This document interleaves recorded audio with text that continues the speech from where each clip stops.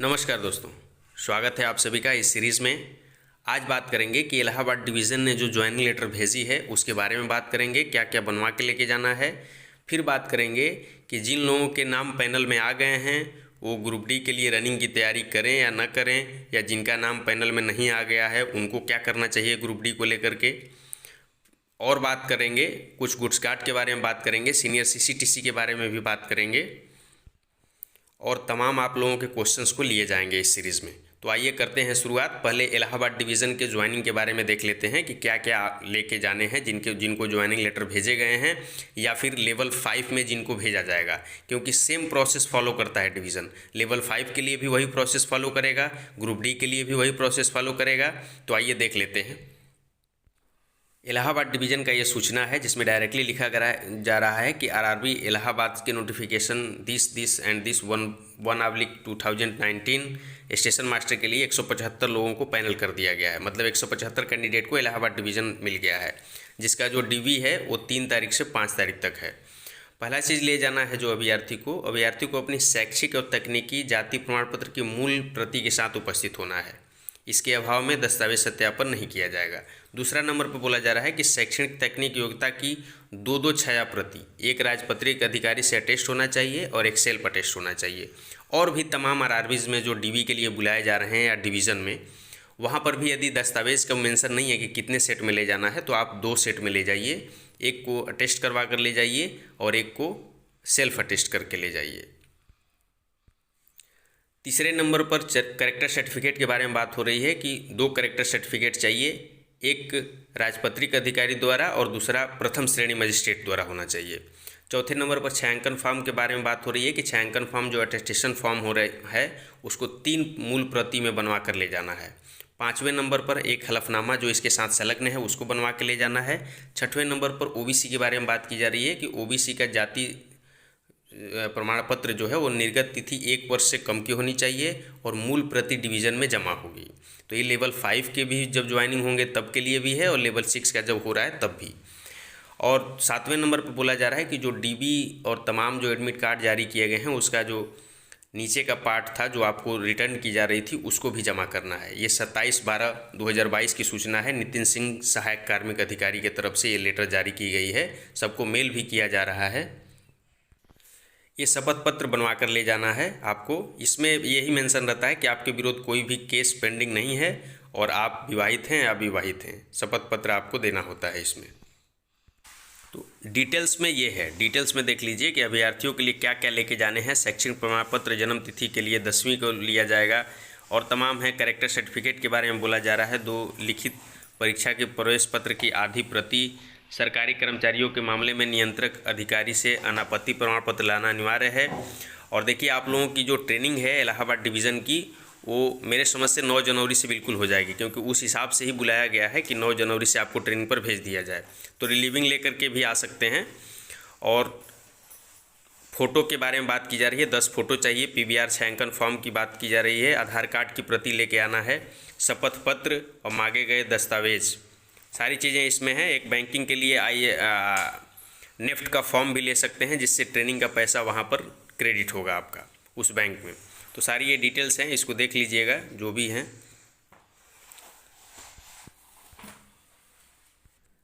Next question news and learning hub की तरफ से है। आप पूछ रहे हैं कि मेरा चेन्नई पे सीनियर सीसीटीसी पे पैनल पे हो गया है और ग्रुप डी में मेरा होम डिस्ट्रिक्ट मतलब है पीईटी का कॉल आ गया है, क्या मुझे ग्रुप डी ज्वाइन करना चाहिए? टेल मी सर, मुझे बहुत कन्फ्यूज़न है। बिल्कुल नहीं ज्वाइन करना चाहिए। यदि ग्रुप डी आपके घर में है और लेवल 5 आपको चेन्नई में भी है फिर भी आपको ग्रुप डी बिल्कुल नहीं ज्वाइन करना चाहिए। बिल्कुल ग्रुप डी को नहीं ज्वाइन करिए, आप लेवल 5 ज्वाइन करिए। वहाँ से आने या वहाँ रहन सहन सारी चीज़ें आपकी ठीक रहेंगी। ग्रुप डी बिल्कुल आपको ज्वाइन नहीं करना चाहिए।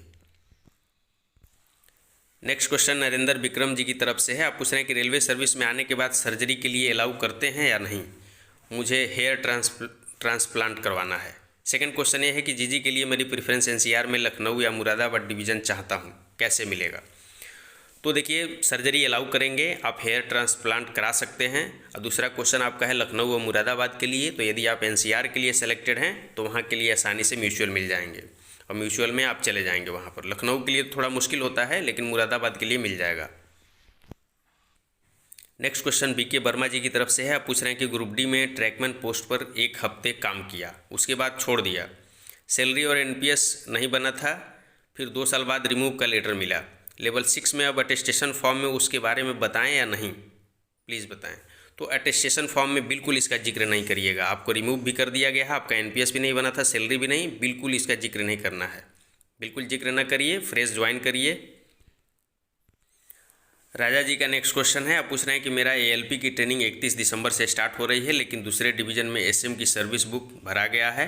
एसएम की ट्रेनिंग कब होगी, समझ में नहीं आ रहा है। क्या मुझे एएलपी की ट्रेनिंग में जाना चाहिए ताकि एसएम की ट्रेनिंग स्टार्ट हो तो छोड़ के आ जाऊं? बिल्कुल नहीं, एएलपी की ट्रेनिंग में आपको नहीं जाना चाहिए। सर्विस बुक भर गया है, फिलअप हो गया है, तो आपको ट्रेनिंग में भेजा जाएगा। एएलपी की ट्रेनिंग में अब नहीं जाना चाहिए आपको। नेक्स्ट क्वेश्चन जीएस मिशन की तरफ से है। आप पूछ रहे हैं कि मैं इलाहाबाद से लेवल 5 में सभी कट ऑफ को क्लियर है, ओबीसी से और मेडिकल A2 मिला है, अभी पैनल नहीं बना है, ग्रुप डी की रनिंग की तैयारी करें या नहीं? तो आपको ग्रुप डी की रनिंग की तैयारी नहीं करना चाहिए। तमाम और आप लोगों के साथ ये बता दें कि यदि पैनल आपका बन गया है तो फिर ग्रुप डी की तैयारी नहीं करेंगे, ग्रुप डी नहीं देंगे, ठीक है। जिनका पैनल नहीं बना है वो अपने हिसाब से फैसला ले सकते हैं। यदि कट ऑफ से 10-5 नंबर अधिक हैं, मेडिकल वगैरह सब अच्छा गया है, ये है कि पैनल में नाम आ जाएगा, तो फिर उनको भी नहीं जाना चाहिए पेट के लिए, रनिंग के लिए। लेकिन यदि कुछ डाउट है तो पीटी की प्रिपरेशन कर सकते हैं। उसके पहले यदि पैनल आ जाता है तो नहीं जाएंगे पीटी देने, क्योंकि आपका इधर पैनल आ जाने का मतलब है कि कंफर्म है आपकी ज्वाइनिंग। तो ग्रुप डी को इस हिसाब से आप जज करिए या डिसाइड करिए कि उसमें जाना है कि नहीं। कि पैनल यदि आ गया है तो बिल्कुल उधर सोचना ही नहीं है। पैनल नहीं आया है तो आप प्रिपरेशन कर सकते हैं, लेकिन उस बीच में यदि पैनल आ जाता है तो उसमें भाग नहीं लेंगे। बनवारी लाल जी का क्वेश्चन है, भंवर लाल जी का सॉरी। आप पूछ रहे हैं कि स्टेशन मास्टर की ट्रेनिंग सभी स्टूडेंट की एक साथ होगी, तब स्टूडेंट को मेरिट अनुसार या कैटेगरी वाइज बुलाया जाएगा? सर सबसे बड़ा इशू यह समझ में नहीं आ रहा है कि ओबीसी का स्टूडेंट जो अभी ओबीसी कैटेगरी में फर्स्ट रैंक पर सेलेक्ट हुआ है उसको बुलाया जाएगा, या फिर ओबीसी का वह स्टूडेंट जो जनरल कैटेगरी के लास्ट पर सेलेक्ट हुआ है उसको पहले बुलाया जाएगा? तो भंवर लाल जी, आपके क्वेश्चन का जवाब इस साउथ रेलवे ने जो जारी किया है ट्रेनिंग के लिए, सेकेंड ट्रेनिंग के लिए जो शेड्यूल जारी किया है, इसमें इन्होंने नीचे डायरेक्टली मार्क किया है। नीचे देखिए लिख रहा है कि it is advise that the candidate shall be directed for training strictly as per RRB merit order in all the training slot to avoid intense seniority issue at a later date.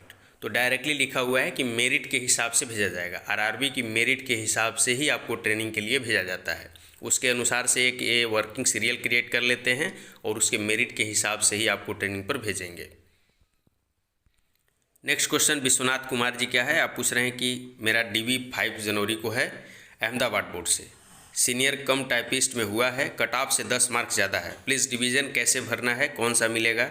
मेरा home centre Delhi है, क्या mutual transfer के लिए कब apply कर सकता हूँ, या दिल्ली ट्रांसफ़र का कोई चांस है, प्लीज़ बताइए। 5 जनवरी को है आपका DB। तो देखिए अहमदाबाद प्रेफरेंस ले रहे हैं और उसमें बड़ोदरा डिवीज़न है, राजकोट है, भावनगर और अहमदाबाद डिवीज़न है। जो आपको अच्छा लगे उसको दे दीजिए प्रेफरेंस में। वो यदि मेरिट में है आप, अच्छा खासा मेरिट है आपका, तो मिल जाएगा आपको। और जहाँ तक दिल्ली ट्रांसफ़र की बात है तो दिल्ली ट्रांसफ़र आप म्यूचुअल ट्रांसफ़र से ही जाएंगे। अप्लाई करने का टाइम ये है कि आप ट्रेनिंग व्रेनिंग कर करके और लर्निंग वगैरह ले करके, लाइन ट्रेनिंग, और उसके बाद जब आप इंडिपेंडेंट चार्ज ले लेते हैं तब आप म्यूचुअल के लिए अप्लाई कर सकते हैं। नेक्स्ट क्वेश्चन डेडमैन जी का है। आप पूछ रहे हैं कि आरआरबी इलाहाबाद में लेवल 5 का पैनल सभी के डॉक्यूमेंट यूनिवर्सिटी या बोर्ड से वेरीफाई करने के बाद आता है या पैनल जल्दी आ जाएगा? आरआरबी हमारे डॉक्यूमेंट को यूनिवर्सिटी से वेरिफिकेशन में टाइम लगाएगी तो ज्वाइनिंग लेट से होगी। तो ऐसा नहीं है, पैनल क्रिएट करने के लिए वो यूनिवर्सिटी से वेरिफिकेशन नहीं होता है, पैनल बन जाएगा आपका। और ज्वाइनिंग आपको ट्रेनिंग पर भेज कर भी ये मतलब रेलवे ये काम करती रहती है, आपको ट्रेनिंग पर भेज करके और ये इधर वेरिफिकेशन चलता रहता है आपका। Next question IM Bihari ji की तरफ से है। आप पूछ रहे हैं कि रेलवे NTPC का फॉर्म भरते टाइम में स्टेट गवर्नमेंट में नौकरी में था, लेकिन उस समय विभाग से NOC नहीं मिली थी, इसलिए फॉर्म में मेंशन नहीं की थी। बाद में NOC मिल गई और DB में उसको नहीं लिया गया और डिवीज़न में रिलीविंग जमा करने को बोला गया। मेरा पैनल स्टेशन मास्टर में बन गया है और डिवीज़न भी अलॉट हो गया है। क्या डिवीज़न में रिलीविंग देना ही होगा या NOC से हो जाएगा?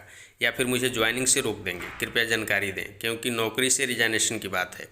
तो आप डिवीज़न में ज्वाइनिंग कराइए, उस टाइम आप एनओसी लेके ही जाइए, तो आपको टाइम देंगे कि 10 दिन के अंदर या ट्रेनिंग शुरू होने से पहले आप रिलीविंग जमा करिए। तो उस हिसाब से ट्रेनिंग के हिसाब से ही आप मतलब अपना रिजाइन दे करके रिलीविंग लेटर यहाँ जमा करेंगे। बाकी आप एनओसी लेकर भी ज्वाइनिंग के लिए जा सकते हैं। वहाँ की डिवीज़न आपको टाइम देगी 10 दिन 1 हफ्ते का कि उसको लेके आइए, तब आपको ट्रेनिंग पर भेजा जाएगा। या कभी कभी ऐसा होगा कि ट्रेनिंग में आपका नंबर नहीं है, चूँकि मेरिट से भेजा जा रहा है, तो आपको दूसरे ट्रेनिंग तक, ये अच्छी बात है कि रिलीविंग पहले लेकर न जाइए कि आपको पहली बार में ट्रेनिंग कराया जाएगा कि नहीं कराया जाएगा। दूसरी बार जब आपका नंबर आएगा तब आप रिलीविंग लेके आइएगा। नेक्स्ट क्वेश्चन प्रेमचंद वर्मा जी की तरफ से है। आप पूछ रहे हैं कि मेरा इलाहाबाद में जीजी और सीनियर सीसीटीसी कट ऑफ पास किया हूँ, डीबी और मेडिकल A2 हुआ है, बट फर्स्ट प्रेफरेंस जीजी और सेकंड सीनियर सीसीटीसी डाला है। मैं गर्ल हूँ, सीनियर सीसीटीसी चाहती हूँ, क्या पोस्ट मिलेगी? अगर जीजी मिला तो क्या करना होगा सीनियर सीसीटीसी पाने के लिए? तो जो आप प्रेफरेंस दिए हैं, A2 मेडिकल हैं, तो जो आप प्रेफरेंस दिए हैं उस हिसाब से आपको अलॉट होता रहेगा। मेरिट में प्रेफरेंस के हिसाब से अलॉट होता रहेगा। अब जीजी तो खाली रहता ही है, जीजी आपको फर्स्ट प्रेफरेंस है, तो मुझे पूरा उम्मीद है कि आपको जीजी ही अलॉट हो जाएगा। जीजी अलॉट हो जाने के बाद बदलने के लिए आप कुछ नहीं कर सकते।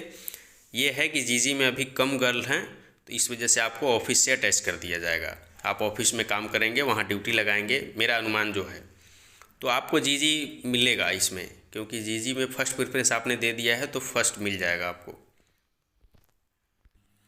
रमेश महतो जी का नेक्स्ट क्वेश्चन है। आप पूछ रहे हैं कि I am from Guwahati board, I got my joining letter for the post of SM through mail, I am confuse about surety, who become surety, any body, any government employ, any criteria, please help me. तो कोई भी government employ बन सकता है, यदि central मिल जाता है तो और अच्छा है। दूसरा है कि indemnity bond, how many copy of all certificate, all certificate required and attest by gazetted officer. तो इसका जवाब हमने दे दिया है, 2 सेट बनवाइए, एक को अटेस्ट कराइए गेस्टेड से और एक आप सेल्फ अटेस्ट करिए, ठीक है। नंबर ऑफ अटेस्टेशन फॉर्म का 3 कॉपी लगता है मूल प्रति में बनवा करके, और stamp paper of how many amount, stamp paper आप 10 रुपीज़ पर बनवा सकते हैं। और जैसे ही, मतलब कहने का मतलब ये है कि जितना जल्दी आपका सब सारे सर्टिफिकेट बन जाए, कागजात बन जाएँ, तो जल्दी से जल्दी आप रिपोर्ट कर दीजिए डिवीज़न में। नेक्स्ट क्वेश्चन संतोष झा जी का है। आप पूछ रहे हैं कि मैंने आरआरबी चंडीगढ़ लेवल 5 का डीवी दिया है, मेरी टाइपिंग क्वालिफाई नहीं है, मेरा डीवी में मुझे विथहेल्ड में रखा है। सर इसका क्या मतलब है? डीवी में विथहेल्ड का मतलब है कि कुछ प्रॉब्लम है आपके, कहीं या तो बायोमेट्रिक में प्रॉब्लम हो या सर्टिफिकेट में प्रॉब्लम हो, तब आपको विथहेल्ड किया जाता है। नेक्स्ट क्वेश्चन एमएस जी का है। आप पूछ रहे हैं कि सीनियर सीसीटीसी से कमर्शियल इंस्पेक्टर कैसे बने, पूरा प्रोसेस बताइए। तो देखिए इसमें क्या है कि सीनियर सीसीटीसी में जब आप रहेंगे, तो जब आप 4200 में चले जाएंगे, इसमें 2800 के बाद, मतलब लेवल 6 में, उसके बाद 2 साल की आपकी एक्सपीरियंस हो जाती है, तब आप कमर्शियल इंस्पेक्टर बन सकते हैं। लेकिन इसमें भी रीज़न है कि जो सीए से आते हैं, कमर्शियल अप्रेंटिस से आते हैं, उनको प्रेफरेंस दिया जाता है। अमित सोनी जी का नेक्स्ट क्वेश्चन है। आप पूछ रहे हैं कि मैं ग्रुप डी ज्वाइन करने के 8 मंथ बाद छोड़ दिया था और 2 साल हो गए हैं। बीच में एक बार SA5 का नोटिस आया था, मैं जवाब नहीं दिया था, फिर उसके बाद एक बार नोटिस आया, आपने एक्सेप्ट नहीं किया, लेवल 5 में हो गया है, क्या मुझे रिजाइनेशन लेटर भेजना होगा या नहीं, क्या ज्वाइनिंग में कुछ दिक्कत होगी? तो रिजाइनेशन लेटर के लिए आप उस ऑफिस में जाइए और वहाँ यदि आपको रिमूव कर दिया गया हो तो रिमूवल लेटर भी ले लीजिए। वैसे लगना नहीं चाहिए, लेकिन यदि एनपीएस बनने के दौरान, आफ्टर ट्रेनिंग, जब एनपीएस बनेगा आपका, उस टाइम यदि कोई प्रॉब्लम करते हैं तो आप वही रिमूवल वाला लेटर वहाँ दे दीजिएगा कि एम्प्लॉय तो था लेकिन वहाँ से रिमूव हो गए हैं, तो उस हिसाब से आपको कोई दिक्कत नहीं होगी। तो कोई ना कोई प्रूफ वहाँ से ले लीजिए, चाहे रिजाइन का ले लीजिए, चाहे अभी ले लीजिए, चाहे 1 महीने बाद ले लीजिए, क्योंकि अभी आपको कहीं दर्शाने की ज़रूरत नहीं है। चाहे अभी ले लीजिए, चाहे 1 महीने बाद ले लीजिए, और इसको एनपीएस बनते टाइम आपको देना होगा। विजय कुमार शर्मा जी का नेक्स्ट क्वेश्चन है। आप पूछ रहे हैं कि रेलवे में मेडिकल होता है, B2 medical standard, distance vision 4D power तक है, चश्मा अलाउड है। तो ये दोनों आँख के लिए 4D है, एक आँख के लिए? तो एक आँख के लिए 4D है। नेक्स्ट क्वेश्चन आपका है कि यदि किसी के नियर विजन में प्रॉब्लम है, उसकी लेंस की पावर कितनी डायोप्टर तक होना चाहिए? तो 4D। Next question Prabhakar Kumar ji का है। आप पूछ रहे हैं कि लेवल 5 में आरआरबी गोरखपुर के डीबी के लिए मैंने सिंपली ओबीसी का सेंट्रल वाला सर्टिफिकेट बनवाया है, जन सेवा केंद्र से ऑनलाइन बनता है, वो लोग इसे रिजेक्ट कर देंगे क्योंकि मैंने उनके फॉर्मेट के हिसाब से नहीं बनवाया है। और उन्होंने बताया कि ऑनलाइन अगर बनते हैं तो फॉर्मेट एक ही होता है, उसको चेंज नहीं किया जाता है। मैं क्या करूं? तो ऑफलाइन इसको बनवाना है। और जहां तक हमें जानकारी है कि गोरखपुर में फॉर्मेट में ही ले रहे हैं, बिना उसके फिर आपको नोटिस देंगे कि 1 हफ्ते के अंदर आप जमा करिए, तो उसको फॉर्मेट में ही बनवाइए, ऑफलाइन बनवाइए।